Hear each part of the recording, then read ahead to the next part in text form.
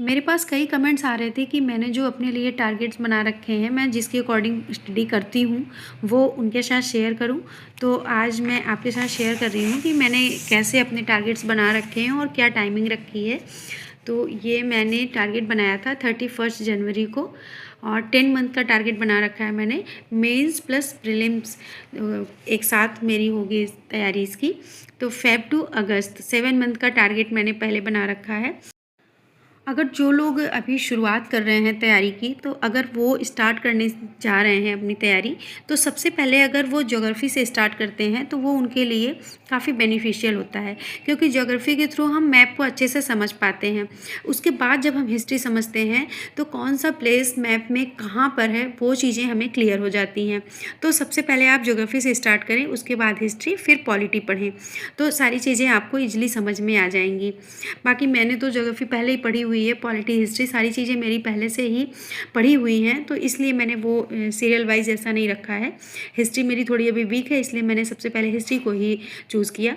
तो बस हिस्ट्री मैं कैसे करूँगी, हिस्ट्री उसमें एंसेंट, मिडिवल, मॉडल, और उसके लिए बुक मैंने क्या रखी है, एनसीईआरटी की मेरे पास घटना चक्र है और प्लस एक घटना चक्र हिस्ट्री की है, और स्पेक्ट्रम प्लस सतीश चंद्रा, और नोट्स जो मैंने बनाई है वो नोट्स मैंने यूट्यूब्स के वीडियो से भी बना रखी है, और जो मैं टेस्ट लगाती हूँ, टेस्ट सीरीज़ मैंने एक परचेज़ की है, तो उसे जब मैं टेस्ट लगाती हूँ जो क्वेश्चन नहीं आते वो मुझे नोट्स में भी साथ साथ इंक्लूड करना होता है, ताकि वो नेक्स्ट टाइम क्वेश्चन जो हैं मुझे याद रहें।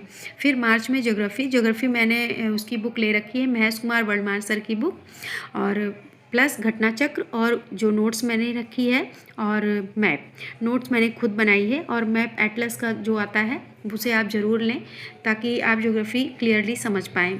फिर पॉलिटी के लिए मेरे पास एम लक्ष्मीकांत है, और दृष्टि क्विक बुक भी है मेरे पास, उसे मैंने इस पर नहीं नोट किया है, और घटना चक्र प्लस नोट्स, तो ये मैंने पॉलिटी के लिए रखा है सोर्स। और मई मंथ में इकोनॉमिक्स दृष्टि के कुमार अमित सर हैं, उनकी नोट्स है मेरे पास, और करंट से मैं अपडेट करती जाऊंगी, क्योंकि इकोनॉमिक्स में करंट से रिलेटेड काफ़ी क्वेश्चंस आते हैं, तो उसे भी पढ़ना है साथ साथ।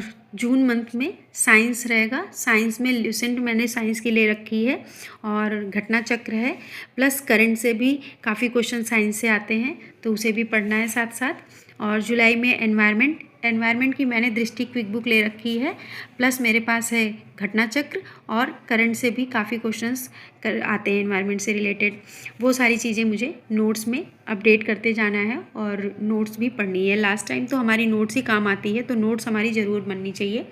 और अगस्त में हिंदी के लिए मैंने आदित्य पब्लिकेशन की बुक अभी ली है, और इससे अलावा कोई नहीं ले रखी है मैंने, क्योंकि प्रीलिम्स के लिए वो सफिशिएंट है। जब मेरा प्रीलिम्स क्लियर हो जाएगा फिर मैं आगे जो बुक्स लेनी होंगी वो लूँगी मैं हिंदी की। और हिंदी में घटना चक्र, ऐसे, और आदित्य पब्लिकेशन से ग्रामेटिकल जो भी होते हैं वो सारी चीज़ें पढ़नी है, और जो मैंने नोट्स बना रखी है। और एथिक्स है एंड आर्ट एंड कल्चर, तो एथिक्स तो मैं अभी स्किप करूँगी, आर्ट एंड कल्चर से रिलेटेड प्रीलिम्स में क्वेश्चंस आ जाते हैं, तो एथिक्स मैंने लिख तो रखा है, अगर टाइम होगा मैं अपनी तैयारी पे देखूँगी। तो एथिक्स मैंने नोट तो कर लिया है, लेकिन इसे मैं स्किप कर दूँगी। जो चीज़ें मेरे इसमें छूट जाएंगी, जो मेरे बैकलॉग्स रहेंगे, उन्हें मैं कंप्लीट करूँगी, क्योंकि एनवायरनमेंट और साइंस के लिए 1 मंथ तो काफ़ी ज़्यादा है, ये चीज़ें 15 से 20 दिन में ही कंप्लीट हो जाएंगी। जो सब्जेक्ट मेरे छूट जाएंगे वो मैं इन टाइम में कर लूँगी। फिर लास्ट में आता है सितंबर टू नवंबर, ये मेरे 3 मंथ जो है ना, ये मेरे लास्ट के 3 मंथ वनली प्रीलिम्स पे टारगेटेड होंगे, जिसमें मुझे हिंदी, इंग्लिश, मैथ और करंट प्लस यूपी स्पेशल और इंटरपर्सनल स्किल ये करना है। और ये जो मैंने टारगेट बना रखे हैं, इसके साथ साथ मेरा पर डे का 2 घंटे, 1 घंटे का प्रीलिम्स और 1 घंटे का करंट अफेयर, ये मेरा जाता है पर डे। मैं क्रॉनिकल मंथली जो लेती हूँ उसे 1 घंटे का टाइम देती हूँ, प्लस 1 घंटे मैं प्रीलिम्स के जो सब्जेक्ट हैं, हिंदी, इंग्लिश प्लस मैथ्स, ये 3 सब्जेक्ट मैं पर डे 1 घंटे देती हूँ। 2 दिन हिंदी को, 2 दिन इंग्लिश को, 2 दिन मैथ्स, तो ये 1-1 घंटे करके मेरा भी साथ साथ तैयार होता जाता है सीसेट भी। तो साथ साथ मेरा सीसेट करंट वो भी तैयार होता जाएगा, और ये जीएस तो पोर्शन जो है ये तो तैयार होता ही जाएगा। अगर आपको सही लगे तो आप भी ऐसे ही अपने टारगेट्स बना सकते हैं। और और मैंने अपने टारगेट्स में 1 मंथ हर सब्जेक्ट के लिए जैसे दे रखा है, तो हो सकता है कि आप बोर हो जाएँ एक ही सब्जेक्ट को पढ़ के, तो आप ये भी कर सकते हैं कि एक साथ 2 सब्जेक्ट को लेके चल सकते हैं, ताकि आपको बोरियत भी ना फ़ील हो और आपके सब्जेक्ट भी तैयार हो जाएँ।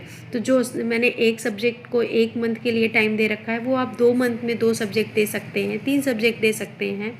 तो आप टाइम डिवाइड करके साथ-साथ अपने हिसाब से बना सकते हैं। एक-एक दिन में 2 सब्जेक्ट कवर करें, ताकि आपको बोरियत भी ना फ़ील हो और आप अच्छे से तैयारी भी कर पाएँ।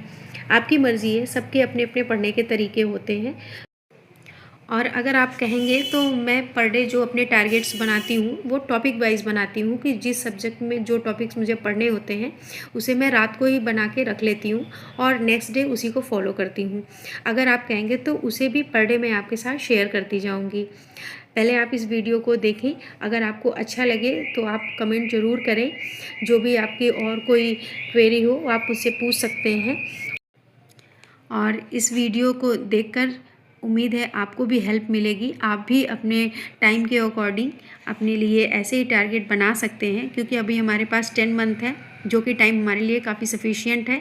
आप अच्छे से तैयारी कर सकते हैं, लेकिन तैयारी करने के लिए हमको एक अच्छी सी योजना बना के ज़रूर रखनी चाहिए, क्योंकि हम उसके थ्रू तैयारी करते हैं तो हमको ईज़िली सारी चीज़ें कंप्लीट करने में दिक्कत नहीं होती है। वैसे हम नहीं कि कुछ भी उठा लिया, पढ़ते गए और टाइम निकलता जा रहा है, तो वो सही नहीं रहता। आप ऐसे सबसे पहले टारगेट बनाएँ। अगर आपको अच्छे लगे तो आप ऐसे भी टारगेट हमारे जो बना रखे हैं मैंने, इससे भी हेल्प ले सकते हैं। और उम्मीद है कि इस वीडियो से आपको हेल्प मिलेगी और आप अपनी तैयारी को एक नई दिशा दे पाएंगे। इसी के साथ वीडियो का एंड करते हैं। Thank you.